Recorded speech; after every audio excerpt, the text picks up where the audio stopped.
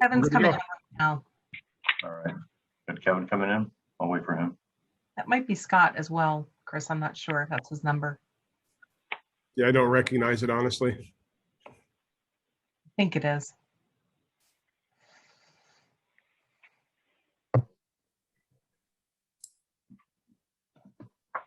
Hello, Liesel. Yes. Hey, hi, Liesel. It's Scott. Hi, Scott. I thought that might be you. Yes. Wait. Is that the 8646 number? Yep. Oh, okay. And you said Kevin was coming on? Kevin is. I'm here. There are too many faces to look for. All right. Okay, great. Everybody's here. Okay, let's begin the meeting of the Lehigh County Authority Board of Directors of March 22nd, 2021. This meeting is being recorded. It's also being held via Zoom application because of the COVID pandemic. Everybody should be able to see each other, or hear each other, I should say, and be heard. Let's have a roll call of the Board of Directors first, followed by staff, followed by any guests we have. All right. So we'll start with the board roll call. Brian Noggle. Present. Scott Bieber. Here. Dick Bonner. Here. Norma Cusick. Here. Ted Lyons. Here. Kevin Baker. Here. Linda Rosenfeld. Here. Jeff Morgan. Here. Amir Famili. Present. We have all 9 board members here. We also have our solicitor, Mike Gall, and then staff present, myself, Lisa Gross, Ed Klein, John Parsons, Chris Maughan, Chuck Volk, Susan Sampson, Andrew Moore. Is Andrew on? Andrew's not here yet, is he? Where is he? He's Oh, there. great. Sorry, Andrew, I couldn't find you in the sea of faces. Phil DePoe, Mark Bowen, Lisa Miller, and Todd Marion. We also have 2 guests today for one of our agenda items, Melissa Elliott and Catherine Carter from Raftellus. And then for public, we have Brian Chamberlain and Jenny McKenna from the city of Allentown, Herb Higginbotham and Mason Beck from HDR, and Amanda Schumacher from Board. Thank you very much. Let's see, everybody should have received their hard copy of the board packet, and there was also one email, which is the first topic on our agenda. Did everybody receive those pieces of information? Anybody that did not, I should say. All right, now let's begin the meeting. Review of the agenda, any need for executive sessions? The board chairman has requested an executive session following this meeting for matters of personnel. Okay, any other changes to the agenda? No, no other changes to the agenda. Okay. All right, thank you very much. We're moving on now to the approval of the minutes from the March 8th, 2021 Board of Directors meeting. Mr. Secretary. I make a motion we accept the minutes to the March 8th meeting as published. Second. All right, motion made by Dick and seconded by Norma. Any questions by anybody? All in favor say aye. Aye. Any opposed? Any abstentions? I think we had everybody for the last meeting. Maybe Scott. All right, moving on to public comments. Are there any comments from the public on non-agenda items? I have no comments, Brian. Thanks, No, thank Brian. you. Any thanks? Okay. Moving on now, we have the action and discussion items. The first under the topic of finance and administration, we have the LCA strategic plan. Staff is seeking approval. This is the document that was distributed electronically that includes recommendations presentations made by staff and also the information presented by Phyllis. Sorry, I have trouble with your name. Sorry. And I guess we have Melissa and Catherine here to discuss that. But Lisa, I'll turn it over to you. All right. I'd actually like to request Chris if you could make Melissa co-host or have screen share ability, because we'll have, I believe, a couple slides from Raftellus. Just a few, yes. Okay. Thank you. So before we do the introduction to the folks from Raftellus, just a little bit of an overview, covering what's already included in the memo to the board, but would like to just share a little bit of background. As I think everyone on the call is aware, LCA has gone through tremendous transformation over the past 8 years or so. And we've been working on strategic planning for decades in terms of doing benchmarking, setting goals, setting our vision, mission, values, setting up strategies for improvement. But due to all the changes that our organization has been through over the last 8 years, most notably the lease with Allentown, we find ourselves in a situation or a position now to really refocus and develop a new strategy for the future, because we're a very different organization than we used to be in the past. We're much larger from an employee headcount standpoint. We cover a much larger service territory in terms of our customer base and diversity of our customer base. And our future finances look very different than what they may have looked like in the past, due to serving a more urban customer base and also the economic impact of growth slowdown and different things that are happening in our region. So we've tried a few things over the past 5 years that have been successful in terms of establishing strategic goals and action plans using the effective utility management framework has been very helpful. And the staff and board have been engaged in a lot of discussion about our strategies and goals. But we've reached kind of the end of our last 3-year action plan and have found ourselves thinking that it's time for a broader, more comprehensive look at our long-term strategies and create a business plan for our future. And we'd like to have some help with that. We really think that it would be helpful to have an external facilitator to help us gather input from stakeholders, involve the board more in this process, which had not traditionally really been the case, and customers and employees as well, and really get a well-rounded look at our organization as we are today, as well as the trends and future needs of the organization and of the community.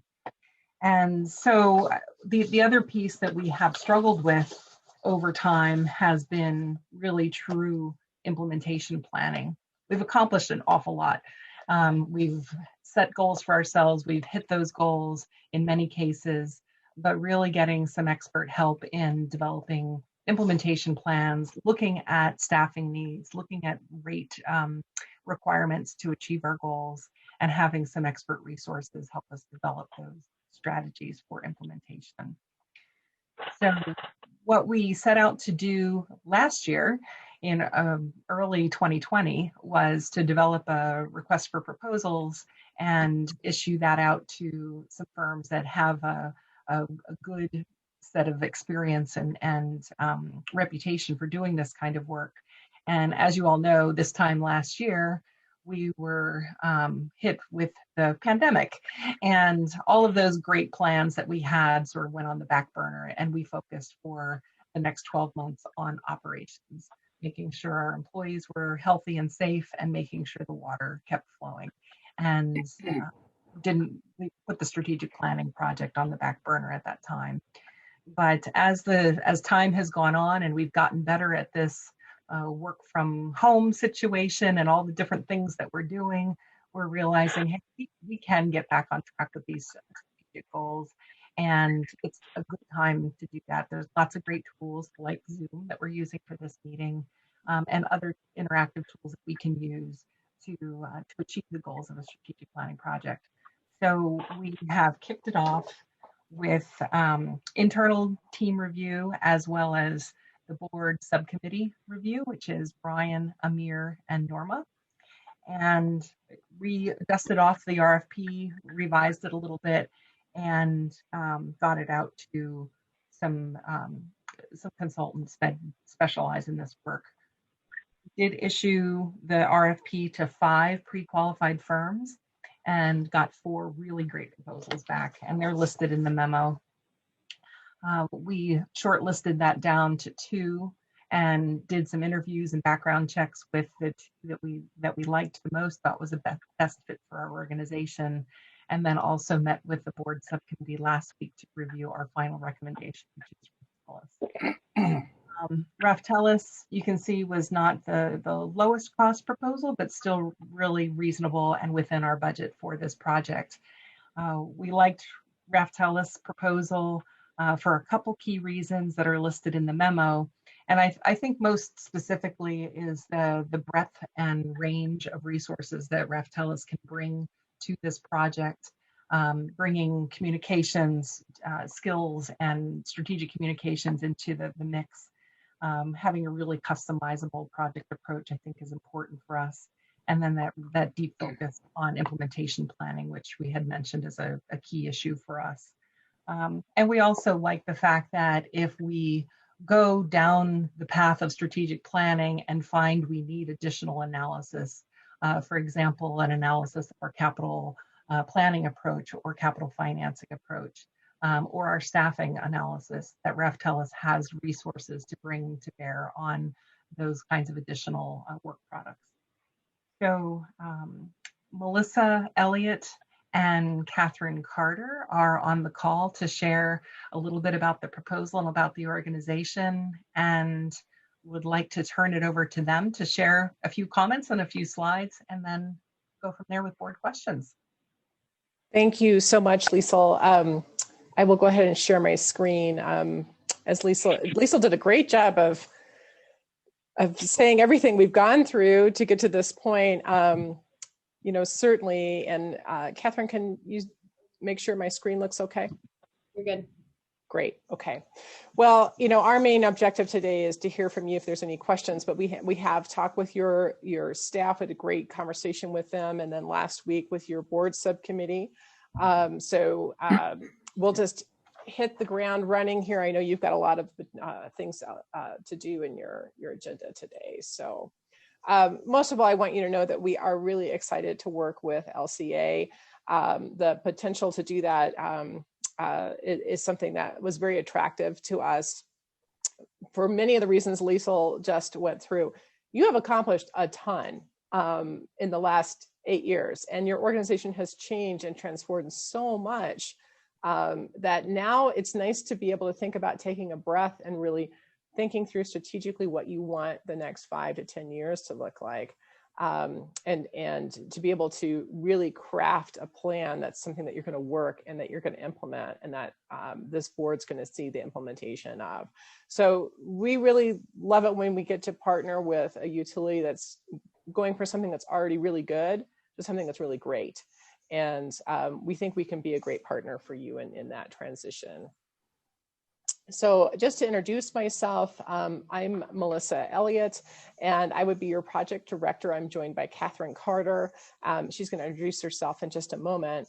But I've worked for 20 years and as a public relations director for 2 large utilities in Colorado. I'm joining you from Denver right now.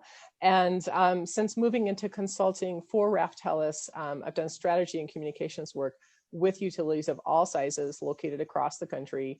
So I'm super passionate about the water sector, just like you are. I'm so passionate that I am also currently the president of the American Water Works Association. And that's how I first started hearing about Lehigh County Authority through Arl years ago, and now through Liesl. So wonderful to make this connection with you as the board. And Catherine, I'll have you introduce yourself. My name is Catherine Carter. I've been with Raftellus now for about 10 years, and over the course of the last 10 years, I've worked on pretty much every utility strategic plan that the organization has done. And so, you know, bring kind of a really broad understanding of kind of what's going on in utilities, what's going on kind of across the country, how folks are starting to shift their perspective and think about things differently, and kind of think about some of the traditional utility approaches and kind of reimagining those as we start to decide where it is that we as an industry want to go. And so I have a background in environmental management and public administration, and really echo what Melissa had to say about our enthusiasm when it comes to working with utilities to do strategic planning. Okay, yep. So, I think that this was probably pretty well captured in the RFP, or our proposal rather. But we do a lot of strategic planning. We do a lot of strategic planning for utilities. We do a lot for local government. And I guess that what I really want to highlight here is, we work with kind of all sizes, all types of organizations in the water sector, and we really enjoy kind of digging in and getting to know the culture of different organizations, whether they're your size, larger than you, smaller than you. This is the type of work that we really enjoy. And so we've done a lot of it, and we're enthused to keep doing more of it. Much like Liesl said, part of what our real bias is as we work on strategic plans with utilities is to make sure that the work that we're doing doesn't just sit on a shelf. So we understand that, part of the value of strategic planning is getting folks kind of understanding what's true today and creating a space for some of the conversations that need to happen in order for the organization to move forward.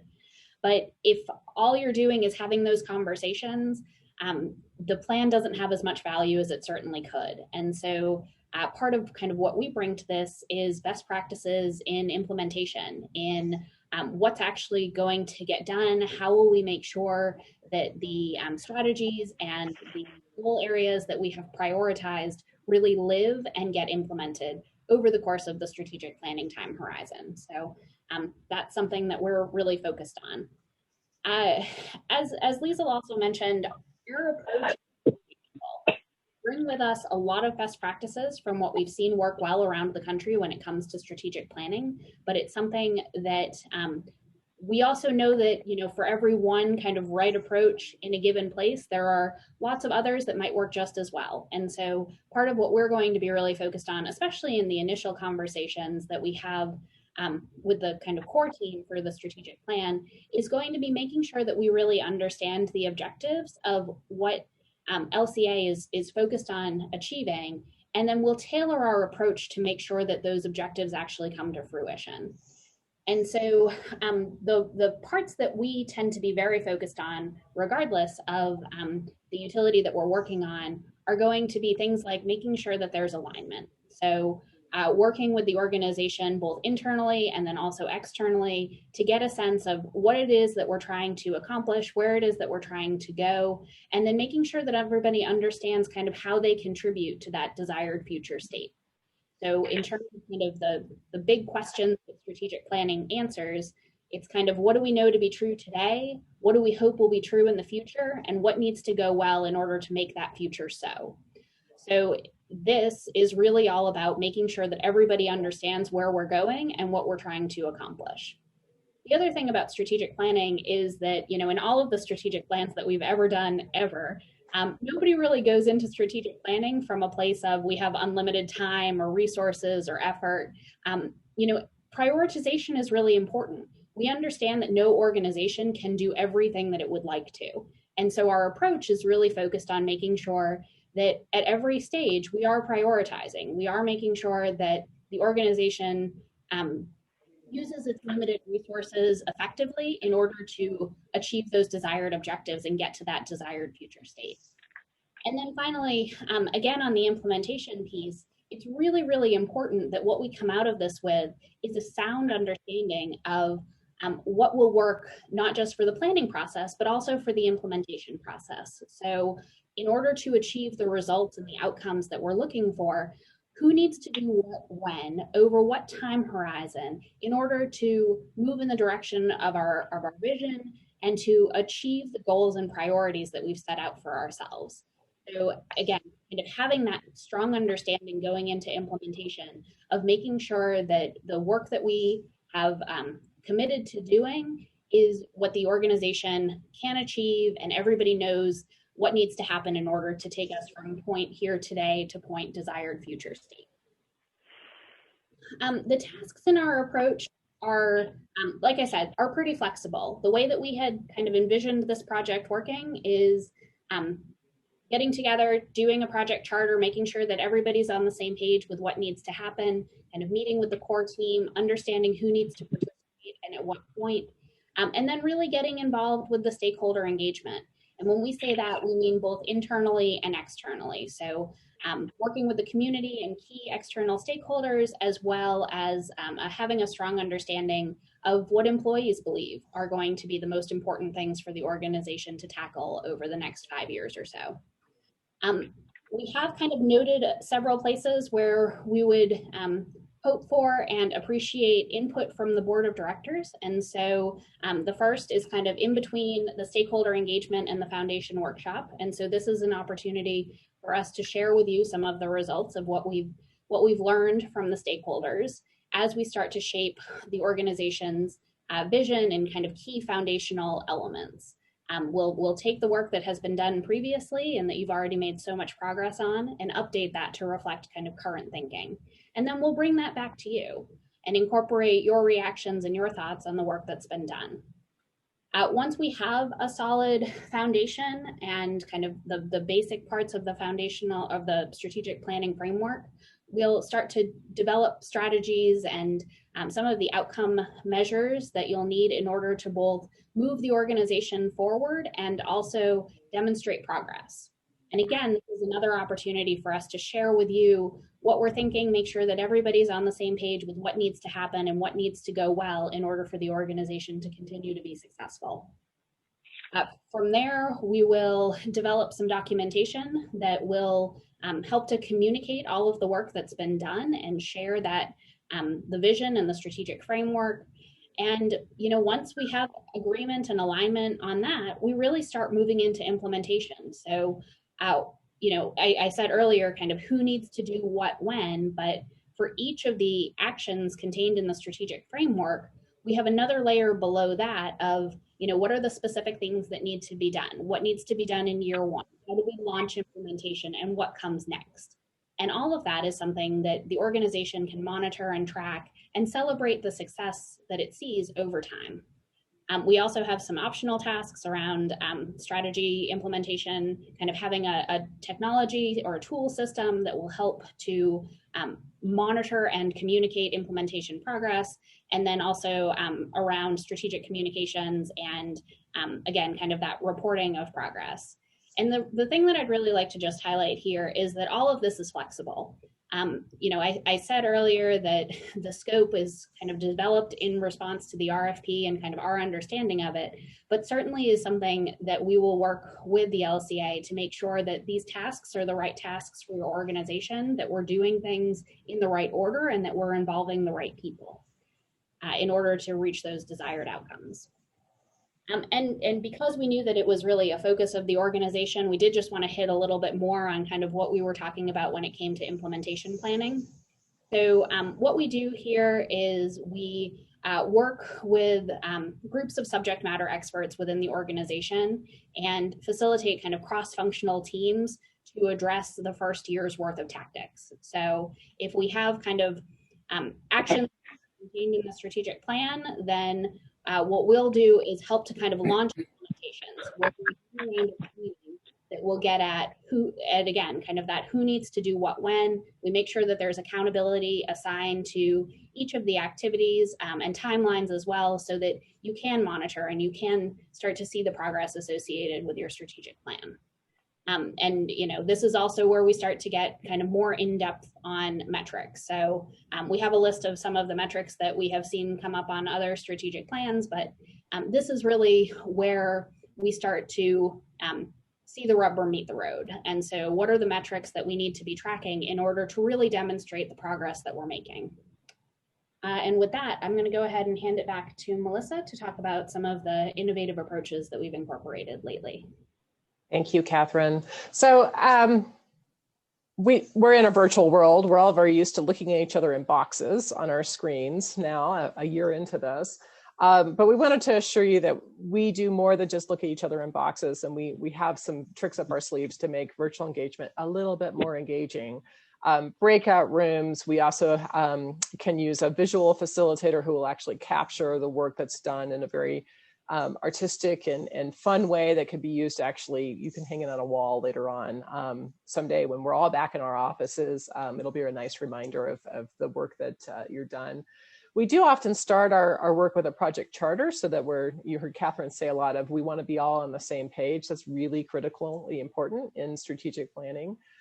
We have some tools that allow for anonymous polling. So a lot of times when we're working with employees that are at different levels within the organization, they tend to look around the room to see what supervisors are saying, and then they'll speak up. This type of polling they can use right on their cell phone, and we can display results right in the PowerPoint presentation we're working from. That way everybody shares their opinion right at the same time, and we kind of can skip over that hierarchy issue that sometimes happens in organizations. We'll also be starting with a trends analysis with LCA, and so that would provide, you'll look at what is happening both there regionally that you need to be reacting to, and also maybe nationally. Are there regulations that we need to be thinking about? What's happening in the economy that we want to talk about and include in our strategic plan? How are we doing with growth in the area, or lack of in the area as well? When we provide you with a strategic plan, we also include something called a strategic framework, because our plans, as you saw some examples of, are highly shareable, really high quality, but sometimes you just need one page that shows you just the nitty gritty of what's going on, and that's kind of the guide star for you. And so that's what our strategic plan framework is. And of course, we do provide really high quality deliverables.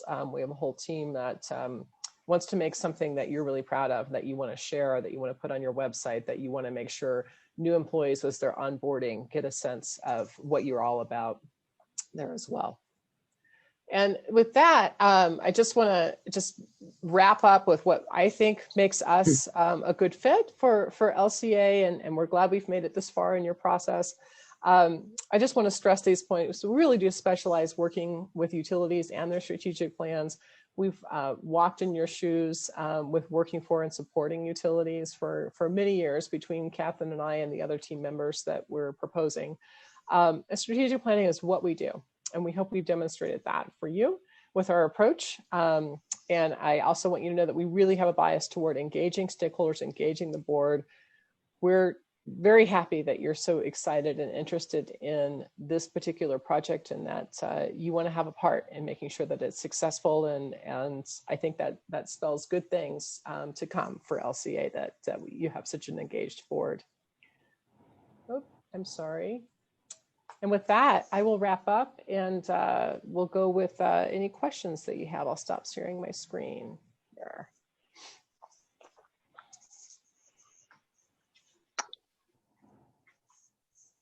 I'm going to say this, Ms. Bryan, I do want to say that the subcommittee met and had a presentation and felt, I'll speak for myself and then we'll give the others an opportunity to speak, but found that their personnel, their experience, the process, the national experience that they bring to it, their flexibility, and their recognition that there's follow-up work to be done were important.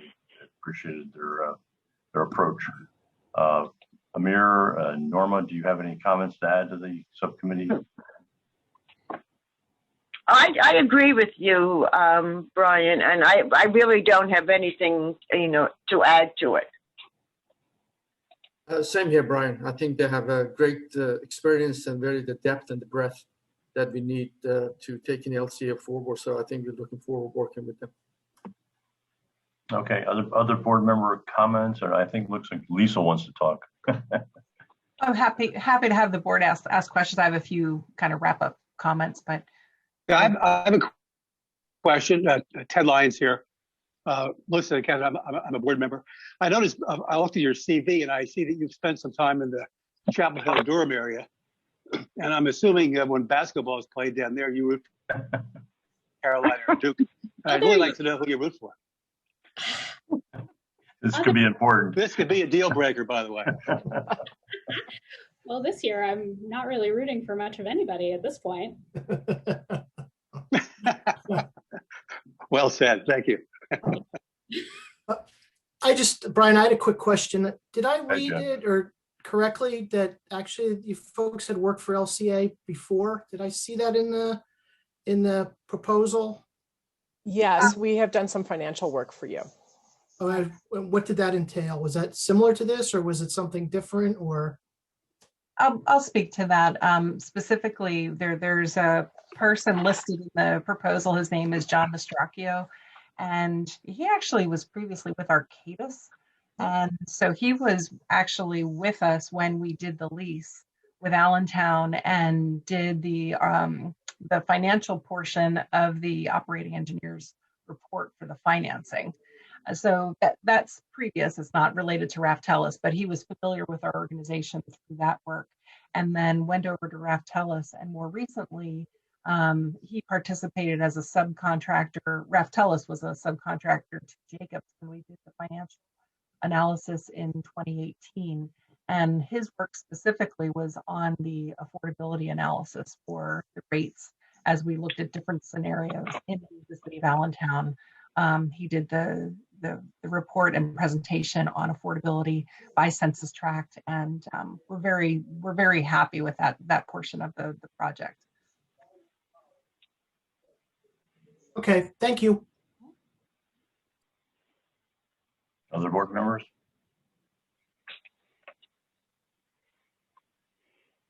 Okay, within the document that Lisa had sent out, there's a professional service authorization to Raftellus for the amount of $74,930 not to exceed, with a time frame of March through September of this year for the actions 1 through 7, and not going right now for actions 8 and 9.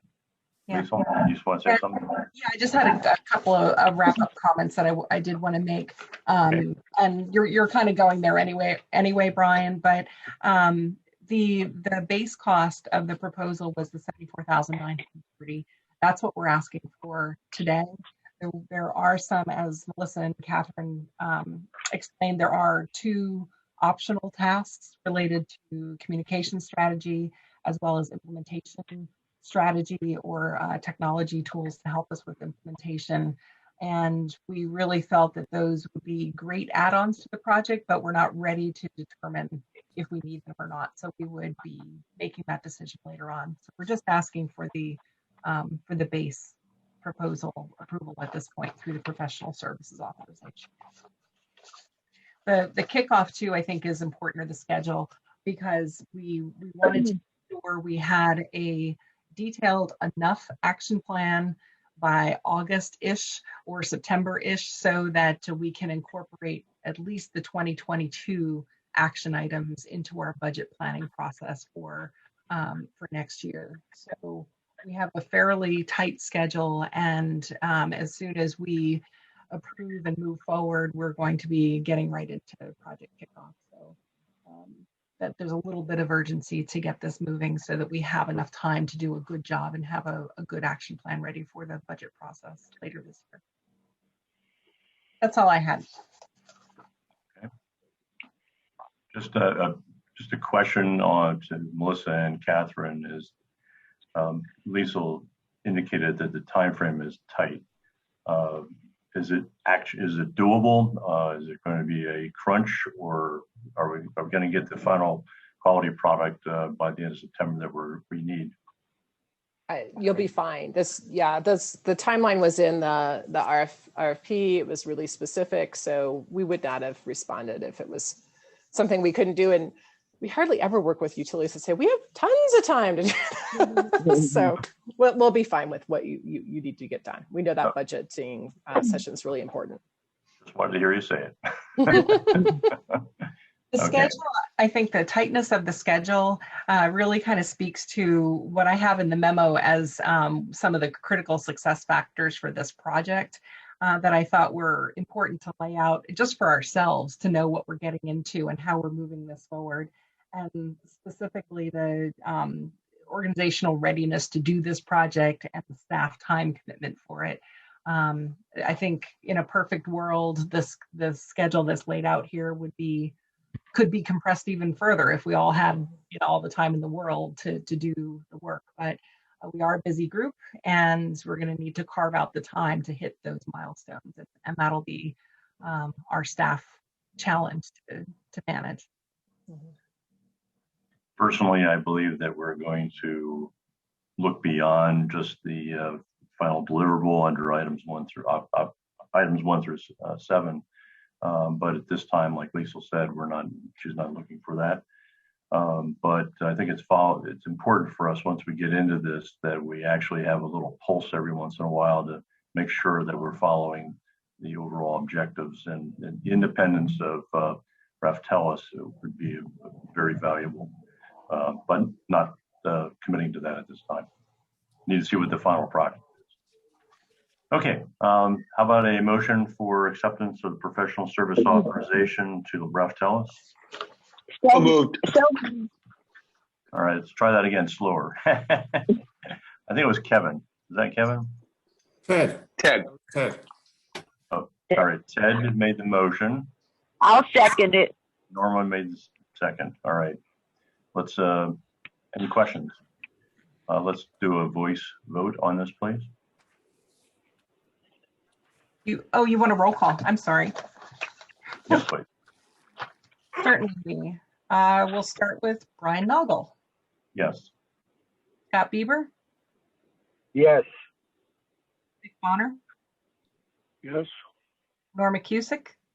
Yes. Ted Lyons. Yes. Kevin Baker. Yes. Linda Rosenfeld. Yes. Jeff Morgan. Yes.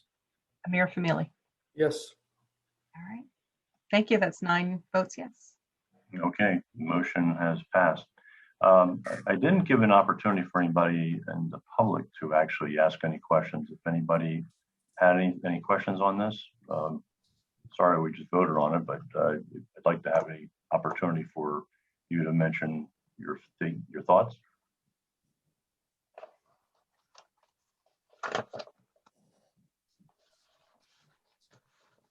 Okay, all right, thank you very much. Thank you very much, Melissa and Catherine, for your role in this, and look forward to working with you. Thank you very much as well. And Lisa, we'll be in touch later today with some potential dates to get together. Perfect. Thank you. All right. Take care. And it begins. Okay. Bye. All right. Bye. All right. Moving on to the next item under Finance Administration, we have the Allentown Division. It's a SCADA communication upgrade services. It's the pink documents that were hard copy sent to you. Otherwise, it's pages 6 to 9 on our electronic version. And Chris will address this one for us. Thank you, Brian. Thank you, Lisa. And it's the administration division, so it's for Suburban. So I'm here today to ask for a professional services authorization for communications upgrade to our existing SCADA system. Several years ago, the authority set forth a plan to upgrade 3 stations a year. And while being successful, it's kind of noted that it's still causing some issues for us out in the field using the radio that we're currently leasing. Over time, communication has become troublesome, and we're having more and more issue maintaining safe and secure communications with quite a few of our remote stations. We did a study late last year with Keystone Engineering to take 2 of our remote stations and do a pilot test on upgrading the communications to VPN cellular modem, which allows a direct cellular secure connection back to our primary PLC here, which allows us better access, better control, better reporting. With the success that we had, we'd like to move forward with the rest of the stations out in our suburban area. Limited, but not limited to, but including 26 remote sites, a couple pieces of hardware here within the office itself, programming and testing, of course, for each of the locations. Since Keystone was the engineering firm that had done the pilot study with us and was so successful, we would like to award this to them. And what we're looking for is a capital project authorization of $92,810, with $77,810 being a PSA to Keystone Engineering directly. The total $92,810 does include staff time, some contingencies, and I think this is the first step into a major project that will kind of bring our remote suburban stations up to snuff to a more secure fashion, better reporting, better control for our guys out in the field. Does anybody have any questions? Happy to entertain. Chris, quick question. This is Amir. Hi, Amir. You know, the technology. Hi, Chris. The technology is moving so quickly, yes. And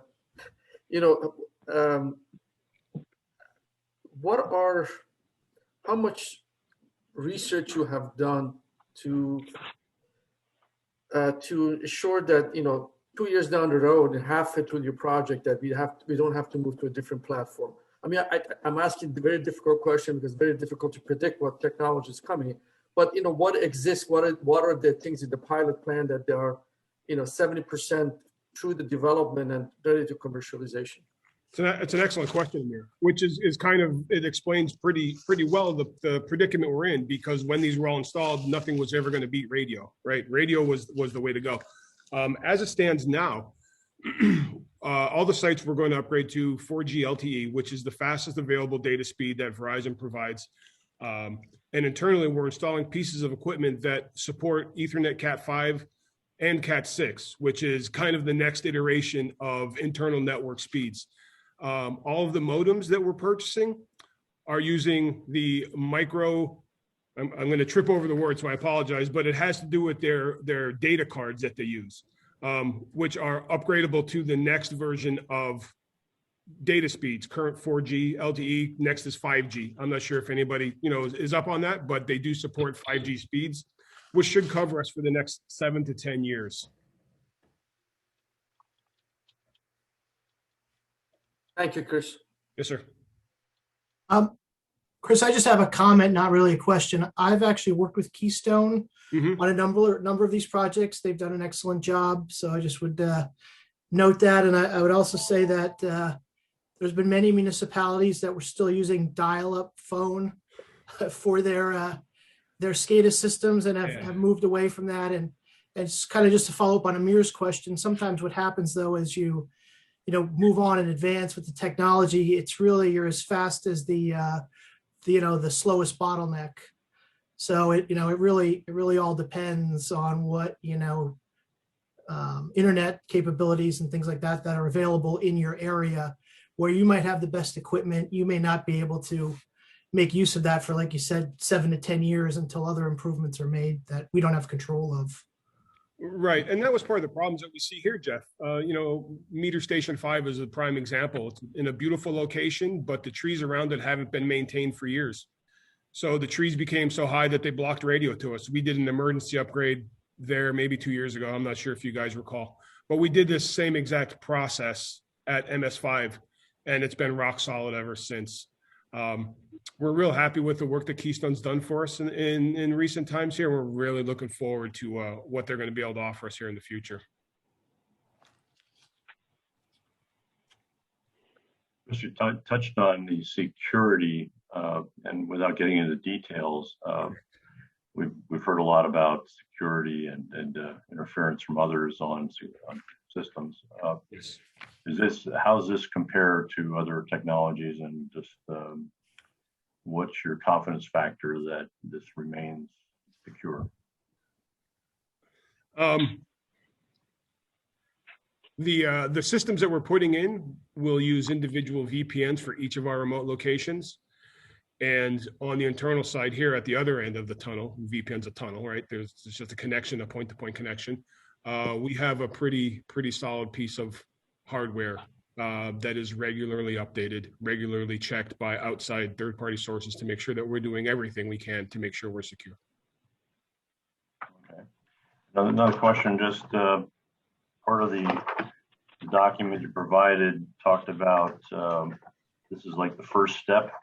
What do you see coming down the pipe that we'll be looking forward to having to approve as well? So that's Chuck is going to have to shovel all that big load at you guys later in the year. But ultimately, a lot of our stations haven't been upgraded in 20, 30 years. So the hardware out in the field is equivalent to a Casio calculator. You know, if we want the latest and the greatest, we won't even go that far. If we want something that's much more secure, much more stable, much more future-proofed, we're going to have to spend some money at each of our remote locations as well. But this is the first part. This is the part that lets us know that the upgrade to, well, X is worth the money because we have high-speed communications and access remotely. But the hardware is not going to limit your capability to use the full capabilities of the new SCADA system, correct? Correct. Okay. All right. So I just wanted to, I think it's important that the board knows that this is an ongoing project, that there's more to come, that yes, this is just the start. Okay. Chris, any other board comments, questions? Yeah, Brian, just to follow up with your question, Chris, is this system going to be just retrieving data, or you're actually going to have any kind of control of pumps or anything like that, or we're not to that point yet?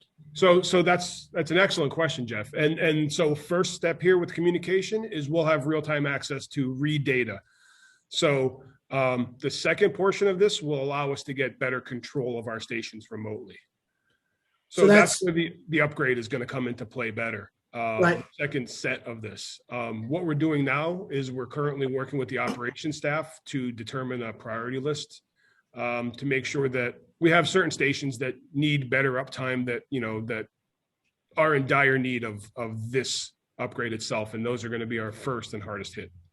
Right. And that's where it comes into Brian's comment, where if somebody hacks into the system, that they can actually turn pumps on and off. So that's not a possibility now. If they want to disrupt something, it would be, you know, looking at flow rates or data or something. That's obviously you don't want to happen, but it's pretty much inconsequential. But down the road, that's something that could really be seriously, need to be prevented for sure. So, correct. Okay. Security is and I'm sure Lisa will back my statement. Security is my primary focus here at LCA. Yeah. No, understood. Glad to have you, Chris. Glad to be here.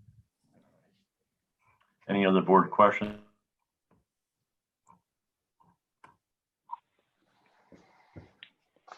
All right, Brian, I'll move that we approve this project, $92,810.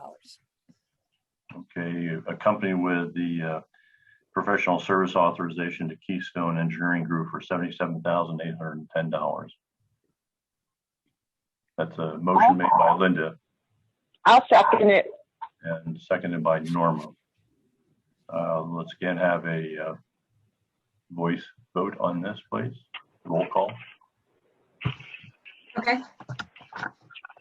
Trying to decipher what you're going to do a roll call for. Sorry, hang on. Get ready for that one. Okay. Brian Noggle. Yes. Scott Bieber. Yes. Dick Bonner. Yes. Norma Cusick. Yes. Ted Lyons. Yes. Kevin Baker. Yes. Linda Rosenfeld. Yes. Jeff Morgan. Yes. Amir Famili. Yes. Okay. We have unanimous approval by the board. I appreciate it. Okay, thanks, Chris. Good luck with that. Now moving on to the water topics under action discussion items. We have one project of the Allentown Division Water Filtration Plant high lift pump variable frequency drive for replacements construction phase authorization. Gray documents within our hard packet or pages 10 to 14 on our electronic. Okay, hi everybody. That's my project. What this is for an upgrade of our high service pump station in the city water filtration plant. The high service pump station consists of three 1,000 horsepower driven pumps that supply water to the city and suburban. And as such, is a critical pump station. The two pumps are controlled by variable frequency drive controllers. They're quite old. We cannot get replacement parts for them anymore, and the manufacturer doesn't support them. The third pump is a constant speed soft spark starter. In my capital plan presentation last meeting for Allentown, I showed you a couple pictures of that station so you could get an idea of how huge these units are.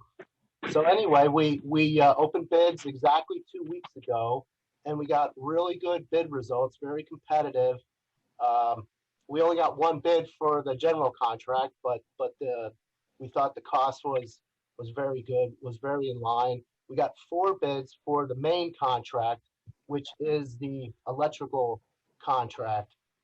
And those 4 bids, the lowest bidder is Al Burrell Electric. We've worked with Al Burrell on a handful of jobs. They did the last major electrical upgrade over at the filtration plant. We currently have them for continuing services for our generators for city and suburban and our switchgear in the city. So Al Burrell we feel is very qualified for this job. We have not worked with the general contractor. We did check his references out. He's qualified. He's done similar work. So we feel his bid is satisfactory and in order and complete. So I'm asking for construction phase authorization for award of bids to the 2 lowest contractors. And then I have a professional services authorization for the design engineer for Borton Lawson to provide construction phase engineering and administration services. I do want to point out, I made an error in my capital project authorization. The amount of the authorization, I don't know if you noticed, it didn't align with the memo. The memo amount is correct. I made an oops on the capital project authorization, and it should read, it should, that this authorization at the top should agree with the total in the table as $1,374,227. I did send a revised CPA prior to the meeting to Lisa and Liesel, and just make sure that we authorize that revised document. So with that, I'll entertain any questions for construction phase authorization. Oh, and I might add, this is a Penvest project. So the Penvest settlement is scheduled for, I believe, May 24th or May 25th. And so the notice to proceed would immediately follow that authorization. We can't proceed until we have settlement with our funding agency.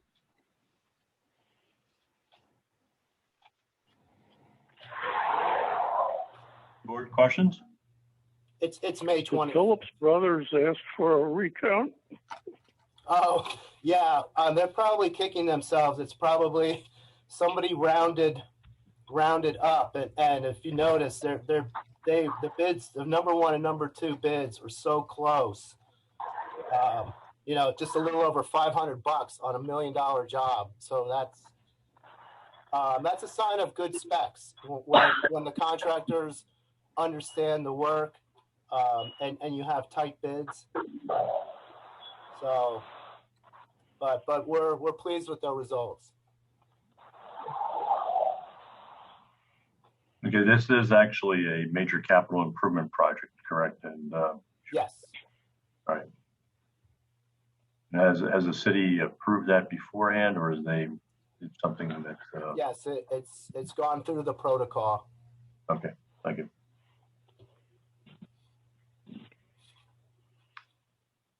Board comments? I move to approve the project. I'll second it. A motion by Linda and seconded by Norma.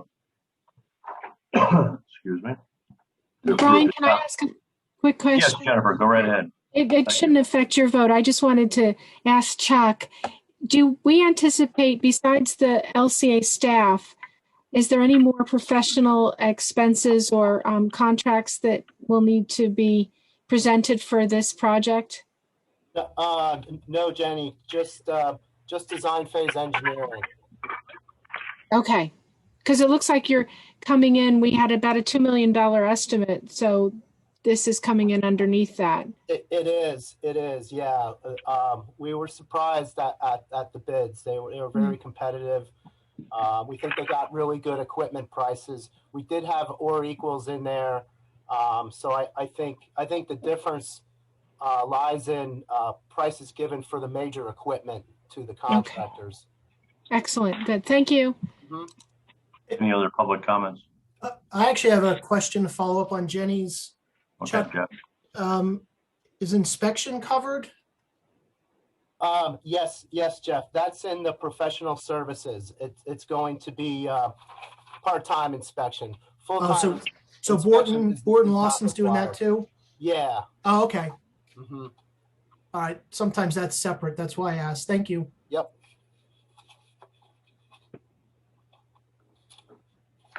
All right. So we have a motion made and seconded for a capital project authorization for replacement project, the high service pump of VFBs at the Allentown Division.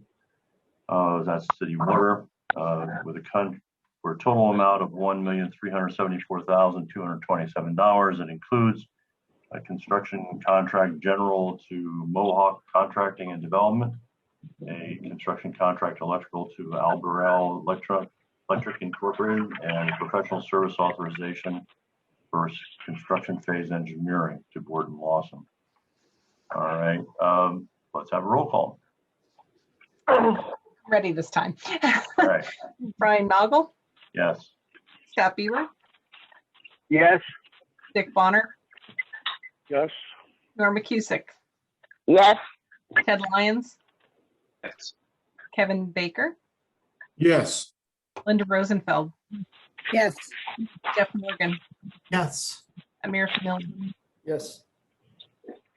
Got 9. Okay, thank you. Motion passed. Thank you very much. Thank you. Thanks, Chuck. Yep. Now moving under wastewater, we have the Suburban Division. It's your salmon documents, or pages 15 through 18 on electronic. It's the Park Pump Station Phase 2 upgrade design authorization and approval. Okay. Here we have another important asset management related project. This is to replace the old generator, the original generator at Park Pump Station, which is over 40 years old.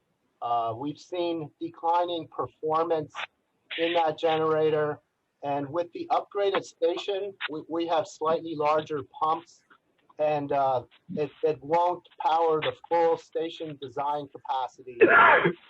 So we feel it's critical to replace that generator. We've been incurring more and more repair costs on it. And our Alberell Electric, who we have on continuing services to do load tests on the generator, they are now suggesting that we only do a full load test every other month instead of monthly. Just we're concerned for the generator. So the phase 2 upgrade is to replace the generator. The design engineer on phase 1, WRA, did an excellent job for us in the big upgrade project, and I'm recommending them for design phase approval. And one thing that they're going to look at, whether we replace it with a diesel generator like it is now, or we tie into natural gas at the top of the hill on Park Drive, UGI put a station in there, and we want to explore possibly getting rid of that diesel tank and tying in a natural gas generator. So there's some complexities with this job. Number one is the building was built around the generator. There's no way to get the existing generator out in one piece. So that's going to be a challenge. But the engineer is going to be charged with looking at siting the generator in perhaps a separate enclosure, a sound attenuating enclosure outside of the floodplain. So those are some design challenges we will face. But I think it's very critical that we replace the generator down there. Chuck, did you want me to show the photos? Oh yeah, I forgot I sent them to you. Yeah. Okay. Yep. Let me pop that up. So yeah, we have a few pictures to get an appreciation of the size of this generator. Well, there's a station to the right. That's the fuel tank. Oh, and the discolored pavement. That was a flood in. Oh geez, I forget the last flood we had. In August of last year. Yeah. Yeah.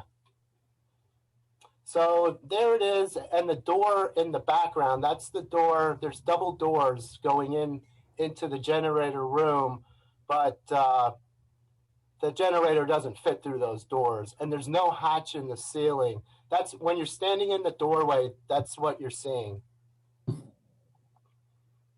And that's the control panel for the generator. So yeah, that's it.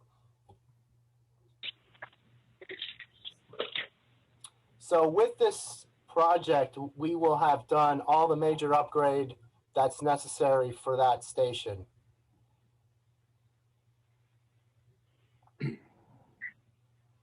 Okay, thank you. Question for you. Well, not a question really. It's the diesel tank is basically in the floodplain, I assume. So that's a huge environmental liability for the Little Lehigh Creek there. If we would go to gas, we would eliminate the need for any kind of a storage facility, a major fuel storage facility. Yes. And would there be anything else that we would get with other than a pipeline coming into the facility that could be at risk of any environmental or safety, obviously safety issues? But yeah, I don't believe so, Brian. It would just be a line coming down from Park Drive within the easement where we have our new access drive. So I think it would present a negligible risk. I think where the tank is, it's just outside of the 100-year floodplain. I mean, it's definitely close, but it's just outside.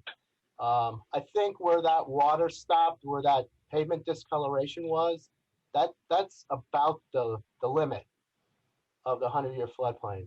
So this question, the tank does not have an enclosure around it that could contain the full amount of fuel oil, the diesel fuel in that tank, correct? That's correct, but I believe it's a double wall tank.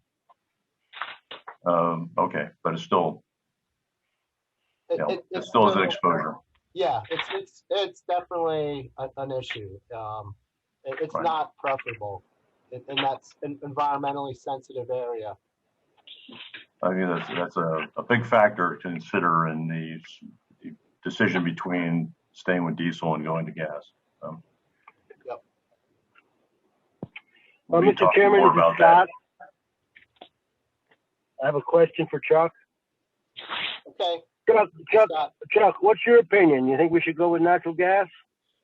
I think so. I mean, we're going to have to see what the cost differences are, but I'm certainly leaning that direction. It's cleaner too. It's cleaner burning. Our Shant Spring booster station that was built about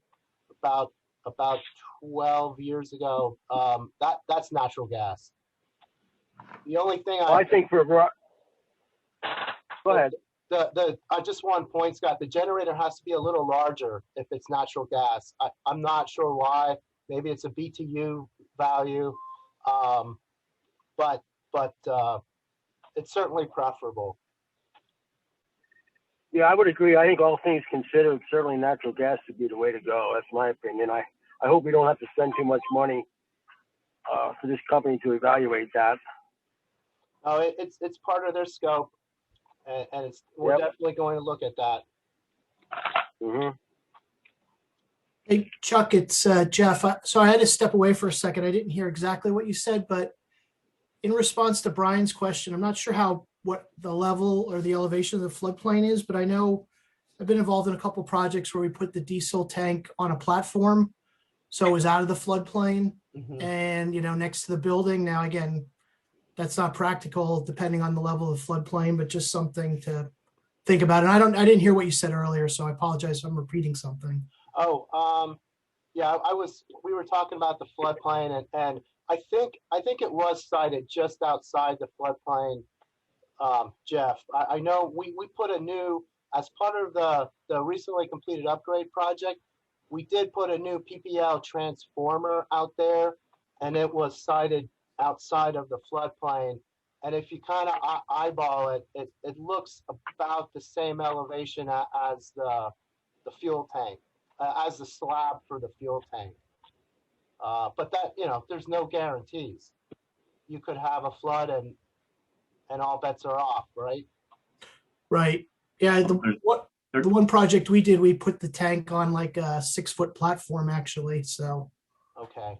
Well, we'll certainly look at that if it's better to go with the diesel. I mean, at this point, I'm leaning toward the natural gas, but I haven't seen the numbers yet. Right. Okay. Thank you. I would just think from a safety standpoint, even if it's a double wall tank, that I would want to see a complete containment around that tank that could hold the entire amount of the diesel. If we're going to make modifications, let's do it complete so that we don't have to worry about the environmental aspects. Yeah, and I think if permitting it nowadays through DEP, you would have to do that. Okay. All right. So we have a project before us for approval. Anything else, Chuck, that you want to say about this, or Liesl? No, it's a needed project. I'm glad we're getting into this. Operations will be relieved when we install a new generator down there. Okay. So we have a capital project authorization request for the design phase, $248,454. That includes a professional service authorization to WRA for $198,454.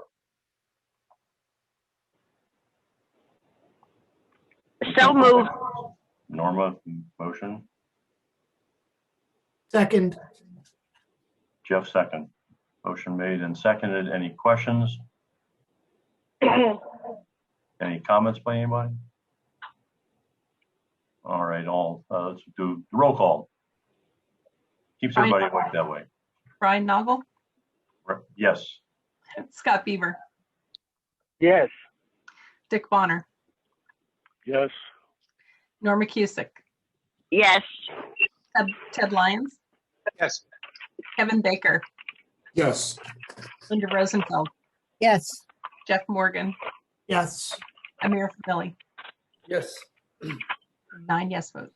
All right. Thank you very much, everybody. Thank you, Chuck. Thank you. All right. Moving on to the next project, we have the blue documents that were distributed to everybody. Also, that would be pages 19 through 27 on the electronic for the Allentown Division Sanitary Sewer Collection System INI Source Reduction Program Plan, Year 2, seeking approval. Phil DePoe project. Yes.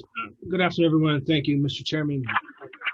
What we're going to talk about today is the year 2 of the City of Allentown's I-9 program.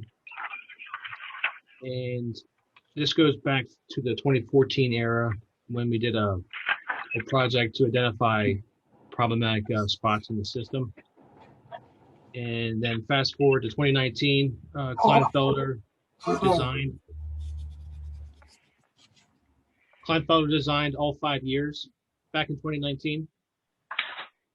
And the year one project was successfully completed last May and June.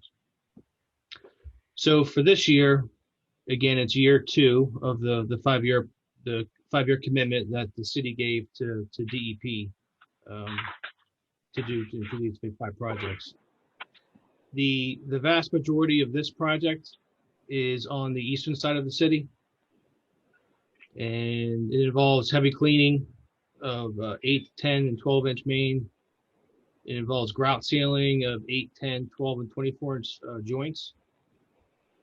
It also involves cured in place lining of 8, 10, 12, 18-inch, and 24-inch main. And there were 2 alternates with this project, and both alternates it's the same line. It's right across the Klein's Island, right across the Little Lehigh Creek. It's an 18-inch section of sewer main, and which was identified by staff as being, there's high leaking going on in that line. And the alternative A was just to do CCTV work, and alternative B was to do CCTV work plus line that section.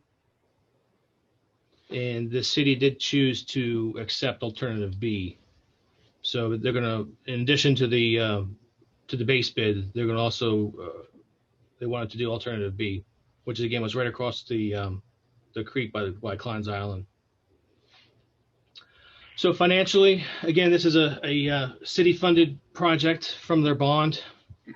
Per terms of the lease, they decide the projects and we execute on their behalf. Assuming approval, the notice to proceed will be in April with conclusion by October. It's about a 5-month project. As you can see, we got 6 bidders, and Standard Pipe was the low bidder this year, and they were also the low bidder last year. So they are quite a bit lower than the other 5 bidders. And we did confirm with them that they're comfortable with their numbers. So there was no mistake on their part regarding a math error. So they are fully committed to do this project as given in their bid. So the estimate from Kleinfelder obviously was higher than Standard Pipe. It was right around where the other 5 contractors were. So Standard Pipe was low. With this project, I do need authorization for Kleinfelder to do the construction and administration piece.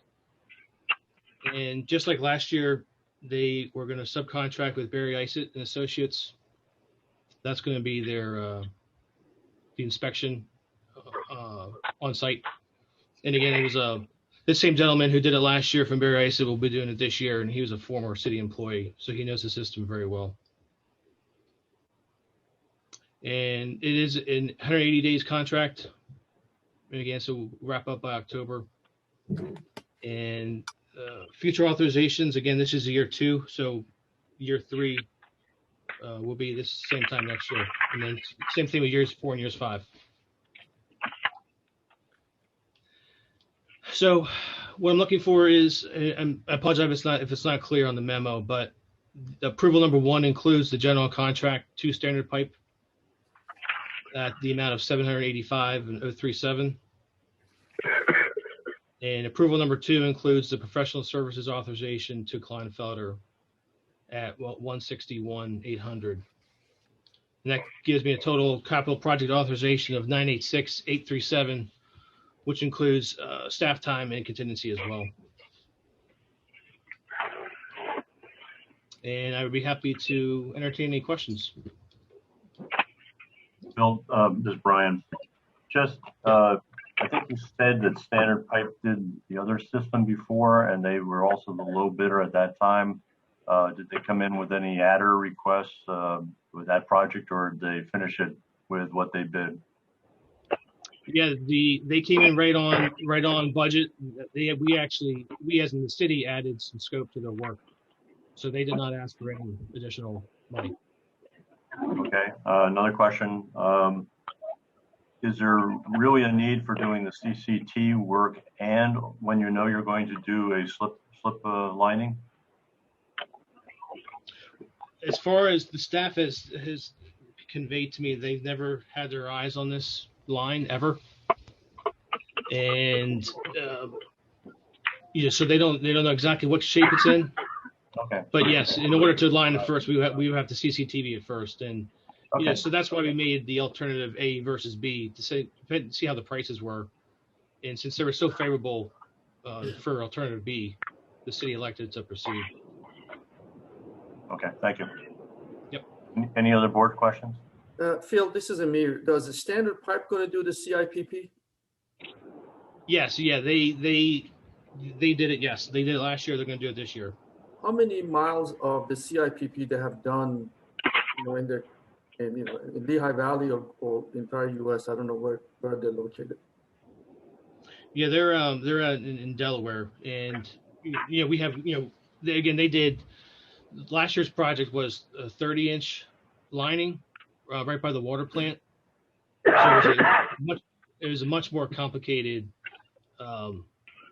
lining project, and the smaller piping that is on this project. This is what they do day in and day out, and we have reference checks. No, I'm not looking just for LCA. I just want to see, in their lifetime of in this area, have they done 100 miles, 200 miles? I'm just trying to look at the failure rate that they have, because one of the common failure rate in the CIPP is delamination. I just want to see how much homework we have done on how many miles they have set up in the last 15 years, what was the failure rate, and so on and so forth. Yeah, I don't have that on top of my fingertips, but it's something I can definitely inquire if needed. Okay, I think it makes sense that a part of our qualifications that we look at the history of if they are doing the CIPP, how many miles they have set up, what percentage have failure, and the failure was through delamination or other factor. Right. Yeah. Again. They've done work in the Western Lehigh. They've done work in all throughout the area. The qualifications came in favorably, and of course they did our work last year. So yeah, some of these failure it takes about 5 years to occur. So you really have to look at the history to find out the qualification of this company. Mm-hmm. Question for you, Amir. Obviously you're familiar with this. Is this something that has to do with installation or the selection of the material used for the actual installation? Brian, it is the surface. It's like when you paint. It's all about how you prepare the surface. So how well the surface is, and then at the end, they inject either the hot air or hot water, and the temperature of water and heat and the contact time is all important to get the film adhere to the surface well. So sometimes those are the key factors. So you don't have failure. Right. Yeah. And so this will be full-time inspection. So the gentleman from Barry Isid will be watching them closely. Especially for the lining portions. So what kind of guarantee they give us on the delamination of the film? How many years? Yeah, I know last year I know the board asked us last year as well. I believe that the standard is 20 years. Could you check on that and get back to us? I will, yes. Okay, since we did approve before, and Amir's got some good questions on this, I would say that I'd seek approval for the project as requested, and if there's something really inflammatory coming back from Phil's further investigation of the delamination, that they let us know and hold up the project. But at this point in time, I'd look for the approval of the project, if that's okay with the board. I'm okay with that, Brian. Okay, thank you. So I need a motion for capital project authorization, construction phase 986-837, with construction contract going to Standard Pipe Services, and then a professional services authorization to Kleinfelder, knowing that they're going to subcontract some of the work for inspection to Barry Eisen. So moved. I'll second. Motion made by Norma, seconded by Linda. Any questions? Board or public? All right, roll call, please.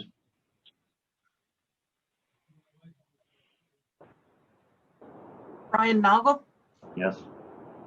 Scott Bieber, Yes. Dick Bonner, Yes. Norma Cusick, Yes. Ted Lyons, Yes. Kevin Baker, Yes. Linda Rosenfeld, Yes. Jeff Morgan, Yes. Amir Famil. Yes. 9 yes votes. Okay, thank you very much. All right, we're done with the projects. Thank you, everybody. Moving on to the financial review for February 2021 report was attached to our documents. It's electronically pages 28 through 37, and I think we have a presentation slideshow.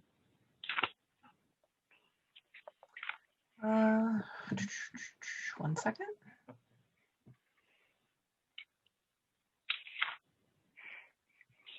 Ed, take it away. Okay, so we'll take a look at how we did in the month of February and then where we stand year to date. So if you look at the first table, you can see that overall on the net income side, we did okay. We're on the positive side. City division was good. Suburban wastewater was also positive. Suburban water was a little bit on the negative side. However, as you compare it to forecast, suburban water is on the a little bit better than forecast. Suburban wastewater is down a little bit to forecast. City division is up, and LCA in total is good. So, and that's $7,300. It's just a small variance in comparison to forecast. So I'm pretty happy with the net income for the month. On the cash flow, all three of them are positive. Actually, one of them, the suburban water is better than forecast. Wastewater down a little bit, and cities down a little bit as well against forecast. Debt service coverage ratios look good. Well, we'll get into the year-to-dates. The month one is kind of skewed a little bit based on cash flow and the prorated debt service. So we'll go to table 2 and we'll talk about the debt service coverage. So year-to-date, we have one that's on the negative side, and that's suburban water, suburban wastewater and city, all positive. LCA in total on the positive side for net income. Against forecast, we're good on suburban water, down a little bit on wastewater, and city division is up. So overall, LCA is showing better than forecasted net income.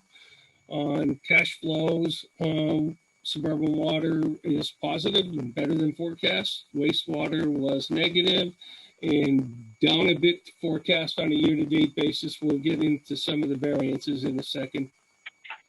City division, positive cash flow of $3.2 million, and we're almost $100,000 better than forecast. So on debt service coverage ratio right now, we're at 1.06 in water. We should be around 1.05 on forecast. So we're good. On suburban wastewater, we are 10.86 versus 10.87, so down 0.01. City division, looking good, 1.77 versus 1.75. So we're better than forecast. And the only one not meeting 1.20 right now is the suburban water. And when we were doing the budget, we knew that was going to be tight. Now we think we'll be okay for the year, but first 2 months are making it interesting. Okay. These are some of the variances just in suburban water year to date. Like I said, we have a net loss on the income side. but we're better than forecast. And this being driven primarily from higher operating revenues in conjunction with lower operating expenses. And we got an offset a little bit because we have a little bit lower interest income. On the cash flow side, we're running a surplus. It's better than forecast. Again, the cash from operations based on higher income is helping. Pretty much we were right in line with the CAPEX that we rephased after our last discussion. And again, the financial fees offset that a little bit, but still good. Suburban wastewater profit was positive, but it was slightly lower than forecast, and we had lower operating revenues. We were aided by lower operating expenses that kind of washed, and then but the lower interest income it pulled it down a little bit. On the cash flow side, it was a deficit, so it's negative. It's lower than forecast. Again, the higher cash from operations helped. Actually, we had a slightly favorable working capital movement there, so that should be green instead of red. Slightly lower CAPEX, so that helped as well. And again, then we had lower interest income that eroded, put it in a deficit side. City division. I like that it's profitable. It's better than forecast, despite the fact that we have slightly lower operating revenues. We've spent lower operating expenses to compensate. Lower interest income. So you've got three funds that we're going to need to look at the interest income forecast for the remainder of the year because obviously we're not getting what we thought we were getting. Cash flow surplus. Better than forecast. It's all good. Higher cash from operations, lower CAPEX. Okay, some of the major KPIs, the operating ratio, we are good with respect to target in suburban water. We're down a little bit to the budget, which is another target. So the budget of 1.13 as compared to the 1.11, again, suburban water after 2 months is hovering, but a little bit less than budget. Suburban wastewater, obviously good, 1.22 versus a budget target of 1.06, and better than an internal target. City, good, 2.13 versus the 1.66 budget, and better than the internal target, and then total LCA, so on the good side versus budget target. Cash-based operating ratio, actually suburban water then gets good. It gets above forecast at 1.51 versus 1.47. Also better than internal target. And across the board, you see that 1.78 versus 1.41 on wastewater. City gets all the way up to 3 versus 2.1. That's good. And overall, LCA is at 2.3 versus 1.7 or 1.2. So suburban water recovers on this one once you take out depreciation. Debt service coverage ratio, we kind of went over 1.06 versus the full year is 1.20 and internal target. So we budgeted right around the internal target, and we're not there right after 2 months. Suburban wastewater almost 11 versus the 8. Not much to say there. We don't have as much debt service. Even the city 1.8 versus 1.7. So that's all good. And in total, we're running better than the targets in the budget. Operating revenues for all three funds compared to forecast. Suburban water, well, we're on the good side there. Suburban wastewater went down a bit. And city, 99.6, so very close. Operating expenses, well, we're good across the board here, which is a good way to start. 99, 0.2 to 91 to 97. So all good news, and that's helped in situations where the operating revenue is down, like suburban wastewater. CAPEX. As I had mentioned, we went back and did some rephasing on it to make it fit our normal pattern of spending better. So suburban water is pretty much right on. Suburban wastewater 98 and city 86.1, but some of their stuff is going to start kicking in. This is where we are with operating revenues just by fund. You can see the we're at 1852 versus 1843, so we're down a little bit. We think we'll finish at 12.7 versus 12.7, so not much different there as we look at what we're going to do for the year. Same thing on suburban wastewater. We're down a bit to almost $3 million versus 3.2. And we think we're going to be down a little bit with respect to total year as well, but not much, but some. On the city, 7.2 versus 7.2. So we're kind of right there year to date. And we think we're going to be down just a small bit against the full year forecast as well. This is just kind of a repeat, Lisa. These were the ones that I kind of took out at the end because we're going to show them all on one. Yep. Now we can go to operating expenses. Pretty much the same story. We're hovering right there in terms of where we are year to date. Suburban water actual versus forecast. We're down a little bit. We think we're going to be down in total for the years compared to budget. Not a lot so far. Same thing on the suburban wastewater side. We're down 2.5 versus 2.7 if you want to round, and we think that for the year we're going to be maybe $200,000 lower than we budgeted on the city side. 3.4 versus 3.4, so we're kind of a couple $1,000s difference, and we think we're going to be lower on the operating expense side as compared to budget too. So that's all good news. Again, and then where we are with CAPEX, we're on the suburban water side, we're kind of right on 140 versus 140. We haven't changed forecast for the year, so right now the forecast for the year is budget 4190. Same thing on the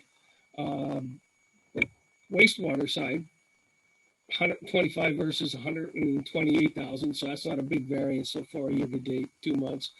And right now we think we're going to be at 3 versus 2.9. So on the city side, 413 versus 480, and pretty much staying the same on as compared to budget.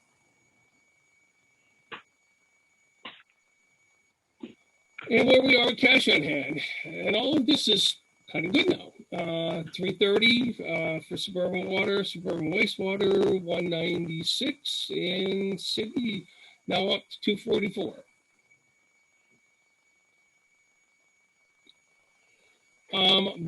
We'll go over this quick. We said that the forecast, Q1 forecast was $2.6 million. Total budget is 2.2, so we're up a little bit. You can see the variances a little bit on suburban water, some on some wastewater and city division, but not big variances compared to the budget for the year. Cash flow statement, actually we're saying that we're going to be better than, right now we're showing a little bit favorableness to budget, 120,000 on water, some on wastewater, and a little bit on the city side. So, and going back to my statement before, suburban water, we expect that service to come in at 1.23 versus the 1.20. That will be good. And wastewater looks good, and so does city division.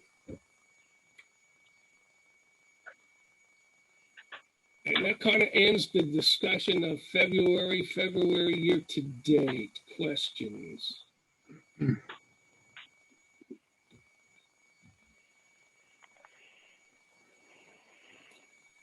Okay, we'll move on to the next. We put this in there because back when we did the capital plan for suburban division, and we talked about suburban, I had mentioned that when I started to look at the capital needs in the upcoming years and the debt service that we had in existence, that when we started to look at that, an already rate pressured fund was going to have some more rate pressure. So I started looking at the possibility of refinancing the existing debt and with an earmark to at least not creating as much of a rate bubble. And then if you remember the cap plan, we even said that we were going to have to borrow, I want to say almost $24 million to cover some of the non-annual projects. So I really got together with Concord Financial to say if we took out the existing debt that was refundable or could be refundable or will be refundable without having to do a penalty because you got an advance refunding or you had to turn tax exempt debt into taxable debt, sort of like we had to do on the city side. The goal here is we're not trying to get votes and get an agreement in place. I'm trying to optimize debt service and make it lower than it can be, than it is, and as low as we could make it without any penalties. So essentially, we got about $21 million worth of existing debt that we think that we could do this against, and that would be the 2010 Series A, 2015 A's, and the Penworks loan. And you can see the total there. And then essentially, once you get the refinancing done and incorporate some of the fees and costs in it, we would end up having to borrow $21.4 million against $20.6 million. But the effects will be kind of what we're shooting for: lower debt service for the fund. That would be driven pretty much by, at this point in time, lower interest rates still out in the market, and reduced pressure on user rates. And the thing that caught my attention was, if we do this swap out like that, we'll actually, on a net present value discounted cash flow basis, save $1.9 million, which is significant for that fund. So I guess what I'm really just trying to do is get you a feel for whether or not we should be doing this and we should be pursuing this. I kind of still like the market conditions that exist, but I can say that just a month and a half ago, 2 months ago, when I looked at this, that net present value savings was in the neighborhood of $2.3 million. So I'm kind of wanting to react to the market before it starts to go in the other direction. Ed, this is Brian. First of all, your voice is coming across crackled for several of us. If you can, obviously not worry about it now, but work with Chris on trying to figure out how to get that more clearer for you. The question on the refinancing options that you're talking about, are you talking about extending the overall duration and when you looked at the net present value savings, or is that brought back to current day even though you're taking it out longer? Yes, that is brought back to current date, and yes. So the answer to the question is we would be talking about refinancing that would extend the terms out. Okay, but because of lower interest rates on a comparative basis, I'll call it the annual debt service would be smaller as well. And yes, the 1.9 million is brought back to current day. That's the only way you can compare it. Okay. So it sounds good. Any savings is good. You just have to look at the long-term effects on financing in the future, because other projects are going to come in for us to have to spend money on. Yes, absolutely. I mean, and as part of this, I mean, I guess I'm just trying to get a feel for it. Makes sense to do. I just wanted to get some some feedback from the group on whether or not we would pursue, because I mean, the next step would be to roll all of this out over a 30, 40-year period.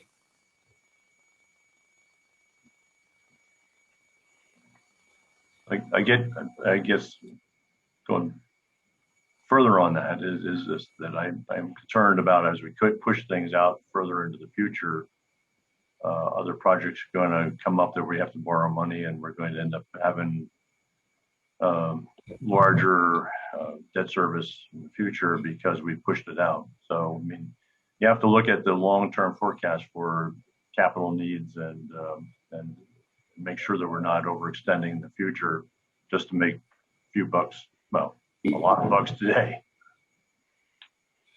Absolutely, and I hear that and agree. And then what we would have to do with that is also take a look at how we want to phase in the principal. And there are many ways to look at that too. It doesn't always have to be that you push it all out at the end. You could do something with that in the earlier years too. So we would certainly look at that. Well, overall, if I could comment, I think the refinancing strategy, Ed, that you're talking about is generally in support of this focus that we've had on trying to increase our rates in a planned way over time so that more of our capex is covered by current revenues. And by easing the pressure a little bit on debt service, it would allow us to achieve that a little bit faster. And, yes, and it was certainly more beneficial for what we thought we were going to need for the capital plan that exists for the next 5 years too. Other board comments? Yeah, Ted here. I have a comment. Most of this discussion, quite frankly, is way above my pay grade and probably most of the board's pay grade in terms of how to structure debt long-term for the organization. I don't know what that means in terms of where we go, whether we need some outside advice on this. But I think I speak for most. It's pretty hard for us to I mean, in a perfect world, we'd have no debt. I know that much. But the reality is we have debt. We have to live with debt, and we will live with debt in the future. And in terms of Ed, what he's brought forward here, I have a difficult time trying to say yay or nay to this type of approach. And perhaps there are some financial institutions outside of us that could give some guidance in this type of discussion. Thank you.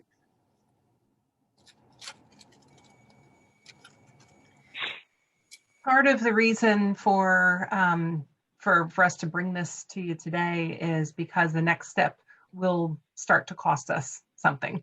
We engage Concord to investigate further and do a more formal dive into this.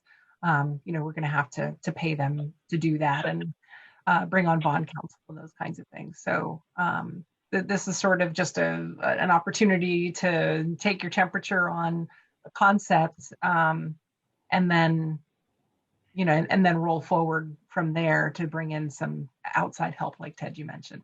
We'll need for sure. When we were considering bonds structuring in the past, we produced charts that showed the long-term forecast of the debt service over 50 years or whatever we had done for the lease and other times. And I'd like to see that really, and the impact of refinancing on that, just to make sure that we don't believe that we're taking care of a short-term issue and then pushing it off to a more critical issue in the future. So just need that kind of assurance. But overall, it sounds good to refinance when rates are low, but I want to make sure we're not jeopardizing the future. That's me. And yes, we'll when we do this, when we investigate this a lot further, yeah, we will be doing a 50-year to see what it looks like. So I think we'll address that issue pretty soon. Super. Before we commit. Gotcha. Yes. Other board comments?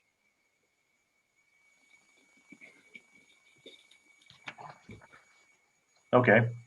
Thank you, Ed. I mean, in investigate further and, you know, give us some more reassurances about the long term and come back to us. But that we certainly want to, you know, do whatever's financially best in our best interest and the customer's best interest. Okay, thanks. Okay. All right, moving on, we're going to go to the monthly system operations overview. February 2021 report was attached to our hard copy and electronic versions. Yes, hello everyone. Page 38. Hello everyone, as Brian mentioned, this is the report from February 2021. Start with water production. Allentown, we totaled 21.27 MGD. 7.38 MGD was pulled from Sean Spring. 3.65 was pulled from Crystal Spring. Little Lehigh Creek, we pulled 10.21 MGD, and we pulled an average of 30,000 gallons per day from the Lehigh River. Central Lehigh Division total demand was 9.91 MGD. The feed from Allentown was 6.92. Well production on the suburban side, 2.99 MGD. And the sum of all 12 of the other suburban water systems totaled 120,000 gallons per day. Wastewater treatment, Klein's Island treated 32.78 MGD. Pre-treatment plant treated 5.1 MGD. And the sum of all 5 of the other suburban systems totaled 180,000 gallons per day. Precipitation totals for February, 5.21 inches. 18 compliance reports submitted. There was no NOVs. There was one SSO and bypass that we will discuss in a minute. Main breaks, Allentown at 7, Suburban at 2. Customer service phone inquiries, 1,411. There were still no water shutoffs. We still have that in suspension during the pandemic. Injury accidents, we had 2. The first one was a sprained ankle that a truck driver got when he was getting down out of his cab. The second one was a back strain that happened when one of our operators was pulling equipment out of his truck. There were no emergency declarations last month. Significant repairs, I had nothing to report. The description of the NOVs and SSOs, there was one bypass during February at Heidelberg Heights wastewater treatment plant. Went from 228 to 34 with a total discharge of 274,000 gallons. That resulted from heavy rainfall and snowmelt runoff during that time period. Highlights, just to point out one of these numbers that's a little obviously high. DNC on the Allentown side has dealt with 13 water main breaks so far this year, including one day when we had 3 alone on that same day. Taking some toll in the department, but I just wanted to offer some kudos to the supervisors and union staff that have put in a very long winter. So hopefully the warmer weather is here to stay and the breaks will be a minimum, at least for several months. And that's it. Thank you very much. Under my favorite topic, Heidelberg Heights, you know, 274,000 gallons of bypass, even though it was heavy rains and snow melt. But we are under a corrective action plan for that with the DEP. And what's the DEP's current response to these actions? And when are we going to stop seeing these? Chuck, I don't want to throw this at you, but this might be a better question answered by you than me. Yeah, I can chime in here about the corrective action plan for sure. I'm submitting the annual report to DEP by the end of this month, basically documenting what our progress has been in the last year. And when you read stuff like that, it doesn't seem very good. We have been replacing the original clay sewer pipe and laterals. Every year we have a project, and I'm going to be bringing a project to you folks next month for our 4th annual project up there. But I suspect a lot of the problem lies on the private side of the system. I suspect there's a good number of sump pumps up there, and there's clear water getting into the system that I don't think when we replace all the clay sewer line, I don't think we're going to get nearly all of it out. I think most of it comes in. And so we are starting a program an outreach program, and I'm working with Sue on this to basically educate the residents about how critical this is, and that we are going to be commencing a private side inspection program next year to inspect people's plumbing, and there will be follow-up enforcement to disconnect sump pumps from connections and all sorts of illegal connections to get them out of our system. So sump pumps are not the only illegal connections. You could have roof drains, that sort of thing, floor drains. But I suspect that's where a lot of this problem lies. So it's not a popular program. It does require a gradual public education and outreach. Probably I will have to attend some township meetings, but it really has to be done. And we have an ordinance that the township adopted, Heidelberg Township adopted a sewer rules and regulations ordinance. And I worked with Brad Landon on this, and we had he drafted the sewer rules and regulations, which prescribe what an illegal connection is, and it gives us enforcement authority that we can force the disconnection of those illegal connections. It's a low to moderate income area, and there is some Penvest money available for private side sewer systems upgrade. And also, I believe there's some CDBG money that we're going to have to explore if we could provide any assistance and at least guiding people to where they could get some grant money, because it's going to cost them money to disconnect if they have illegal connections. They're going to have to reroute plumbing to the storm sewer or to the curb.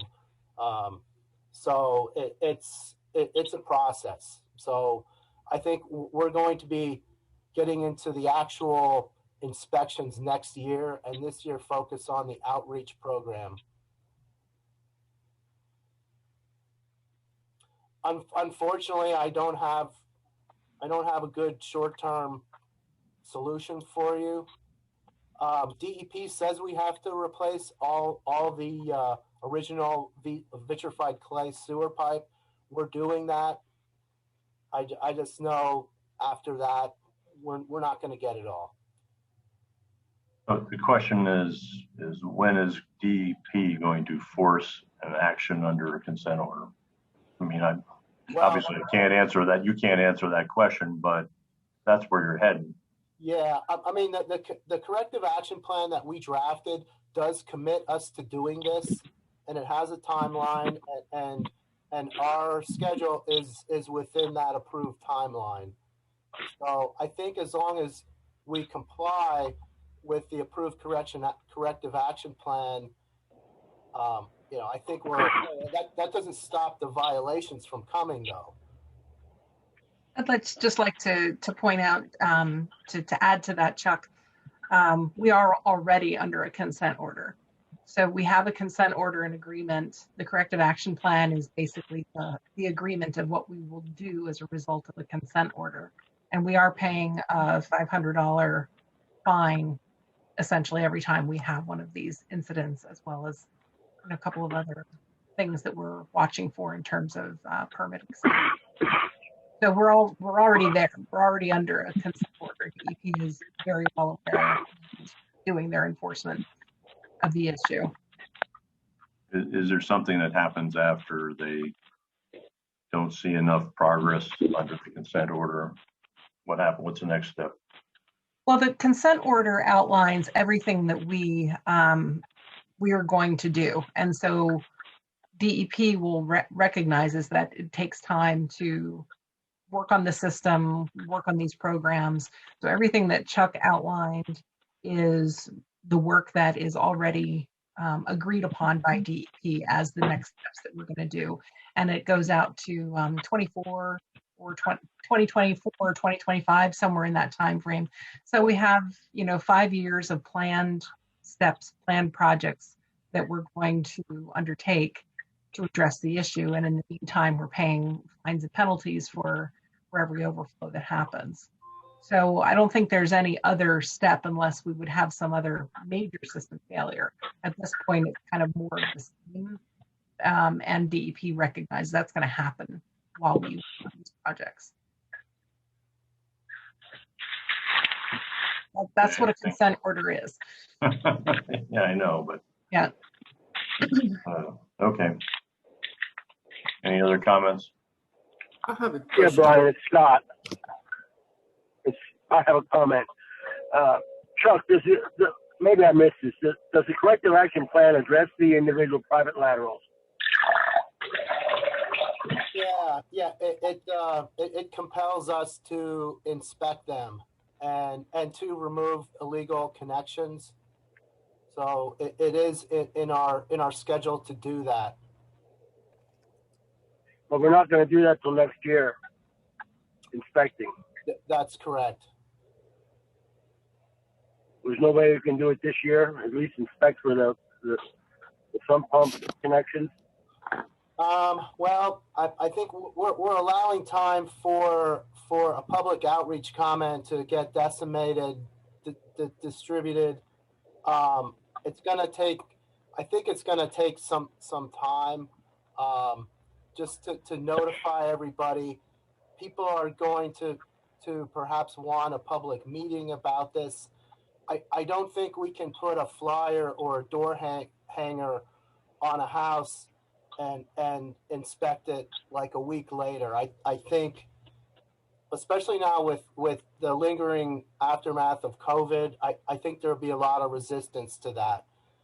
I think we need to get the public buy-in, and I just think it takes time. But I'm not a public relations person, but I just know it's not a popular program. The other aspect also to be aware of is with these projects, Chuck, that you're doing, you're working on the laterals and getting cleanouts installed so that we can do lateral inspections, because a lot of the laterals don't have the cleanouts available for that inspection work. That's correct, Lizo. I have a quick question for John. Hey, John, if I recall last year, we had a failure in one of our line. I think it was 17th Street. I forgot which one it was. And one of the conclusion was that because of the environment, the soil that pipe was under, it caused the thinning of the wall. And we sent the sample to Houston somewhere for an analysis.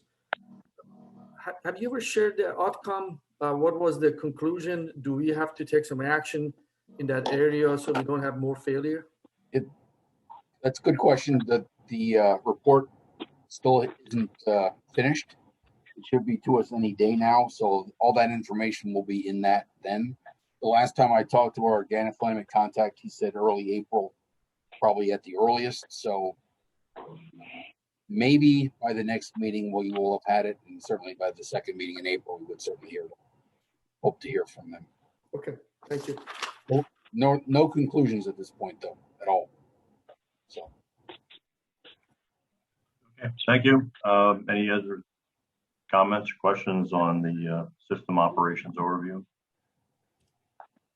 All right, moving on now to any staff comments. Chris has a brief one for the board. Thank you, Lisa. Just really quick, I just want to let the board members know that we're going to be moving their email account to our O365 cloud. We will send out some documentation to everyone on the board before we make that move. And of course, the IT team will be available for some assistance if you need any. Okay, thank you. Solicitor comments? No comments, thank you. Okay, public comments or other comments? No, thank you. No, thank you. All right, thank you very much, everybody. Without any further discussion items on this regular board meeting, we're going to adjourn. It is 2 o'clock. At 2:15, we will open up an executive session with just Liesl and the board. You don't need anybody else there, do you, Liesl? No. Okay. So the board was provided with the links for the Zoom meeting for our executive session. Thank you, everybody. Stay safe. Good meeting. Lots done. Whoa. Did you say 2:15? That's correct. At Brian? 2:15. Yes. 2:15? Yes. Oh, thank you. Okay. 2:15, the board will reconvene under new Zoom session or executive session dealing with personnel issues. Thank you very much. Goodbye. Yeah. Bye, everybody. Okay, bye.